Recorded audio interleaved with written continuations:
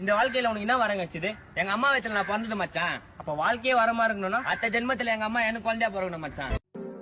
என் கண்ணில் ஈரம் வந்தால், என் நெஞ்சில் பாரம் வந்தால், சாய்வேனேயும் தோளிலே. கண்ணீரே கூடாதென்றும், என் பிள்ளை வாடாதென்றும் சொல்வாயே